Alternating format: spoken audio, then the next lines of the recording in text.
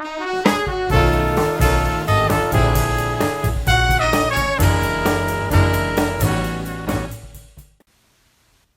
everyone, I'm Corey and we're talking Manpower. Today we're continuing our conversation with Mr. Edward Emden.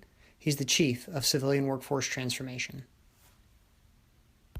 So I understand that the CWT team here is very heavily involved in the Army aspects of the Federal Employee Viewpoint Survey, or as you like to say, FEVS. So why should Army civilians take this survey? Why is it so important? I actually get asked this question a lot because I think there's a perception out there that the results aren't used of the Federal Employee Viewpoint Survey. But I really can't disagree with that strongly enough.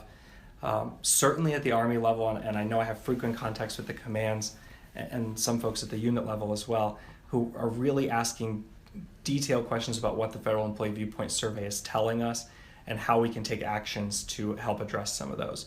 So we have very frequent conversations about what are some of the issues, how do we address some of these.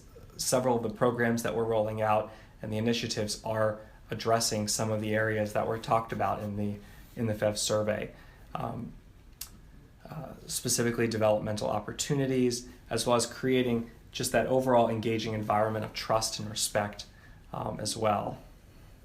So it's important because we want your voice to be heard, and the more information that the Army can get from folks, the more we can take action.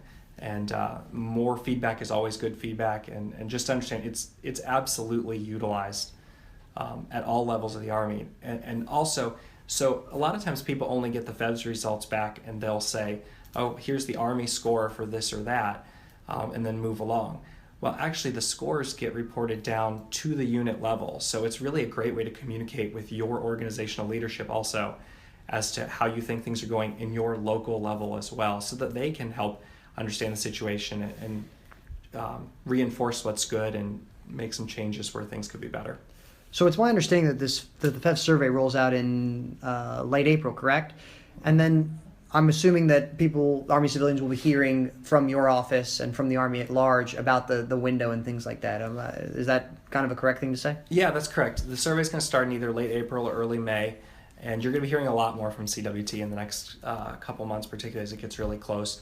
We want to make sure folks know that the survey's out there. There were some technical IT challenges last year that were warning folks it may not be a secure site. We're working through all of those issues, but we want to make sure we reinforce that this is a legitimate survey and that we want to encourage your feedback as much as possible. Well, I know I, for one, am very, very much looking forward to taking the FEV survey because I know how important it is for my organization, and I like to have my voice heard. So you've sold me on that one, Mr. Emden. Great. I understand now that the CWT is also rolling out several new initiatives in the coming year. Can you briefly talk about a couple of them? Sure. Some of the more immediate term things we're doing are our employee engagement training events. So we're doing an event out at Fort Leavenworth in March of 2017 for GS 13 to 15 supervisors, just to talk about all areas of engagement and how supervisors have that really critical role in influencing engagement and fostering a culture of engagement. We're also doing a training event this year for senior executives over the next couple months. So we'll be providing training for the role that senior leaders play in developing engagement. Other areas outside of engagement, we're working on the Emerging Enterprise Leader Program. I mentioned that earlier. That is our program, again, for GS 11s and 12s. It's part of the family of programs, this Senior Enterprise Leader, Emerging Enterprise Leader, and now, Senior Enterprise Talent Management, the Enterprise Talent Management Program, and now the Emerging Enterprise Leader Program. So this is really important because it'll give us the opportunity to have a leader development track for an enterprise leader development track for folks from the GS 11 level through and including the GS 15 level. So some really great opportunities, and that's going to start we'll be rolling it out in October of 2017. So commands, this program is going to look a little bit different too, because it's not going to be essentially managed Army-wide program.